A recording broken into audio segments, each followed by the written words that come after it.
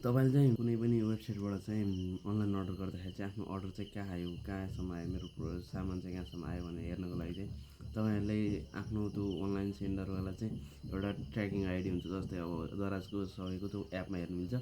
बाहिर कुनै वेबसाइटबाट मगाउनु भएको छ भने त्यो चाहिँ यसलाई चाहिँ एउटा चाहिँ नेपाल क्यान मुभबाट चाहिँ सिधै नेपाल क्यान मुभको वेबसाइटबाट हेरेर अनि सिधै चाहिँ युज गर्न सक्नुहुन्छ। त्यो चाहिँ सिम्पल छ। यसको नि पार्सलको पनि सिम्पल छ। पार्सल.कममा गएर parcel.पठाओ.com गएर यहाँबाट चाहिँ तपाईँले ट्र्याकिङ आइडी भनेर हेर्न सक्नुहुन्छ। त्यसपछि यहाँ चाहिँ अर्डर हाल्न सक्नुहुन्छ।